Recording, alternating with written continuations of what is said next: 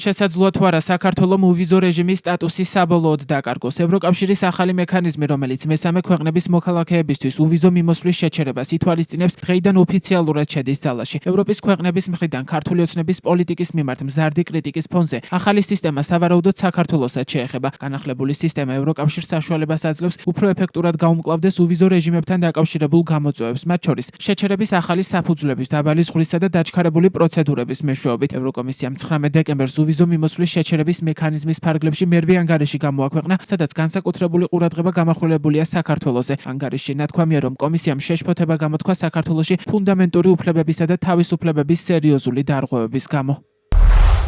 ყველაზე სერიოზული შემთხვევა საქართველოს ეხება, რომელმაც დაარღვია ვიზა ლიბერალიზაციის დიალოგის ფარგლებში ნაკისრი მრავალი ვალდებულება. თითქმის არც ერთი რეკომენდაცია არ შეასრულა ვიზების შეჩერების მექანიზმის მეშვიდე ანგარიშიდან და მიუხედავად გასული წლების განმავლობაში გაკეთებული არაერთი მოწოდების მიაღწია წინსვლისთვის სავიზო პოლიტიკის დაახლოებისა და კორუფციის პრევენციის საკითხებში 2024-2025 წლებში კიდევ უფრო დიდი უკუსვლა განიცადა, მათ შორის ფუნდამენტური უფლებებისა და თავისუფლებების დაცვის მიმართულებით. ახალი წესების თანახმად პირველ ეტაპზე ვიზების შეჩერება შესაძლოა შეეხოთ საქართველოს ხელისუფლების მიერ გაცემული დიპლომატიური, სამსახურეობრივი და ოფიციალური პასპორტების მფლობელებს, რომლებსაც ეკისრებათ პირველადი პასუხისმგებლობა კომისიის რეკომენდაციების შესასრულებლად ქმედითი ნაბიჯების გადაუთქმელობაზე. მეორე ეტაპზე შეჩერება შესაძლოა მთელ მოსახლეობაზე გავრცელდეს, თუ საქართველოს ხელისუფლება ამ პრობლემებს არ მოაგვარებს. საბოლოო ჯამში საქართველოს შესაძლოა სრულად დაკარგოს უვიზო სტატუსი და გადავიდეს იმ მესამე ქვეყნების სიაში, რომლებსაც ვიზა ესაჭიროებათ.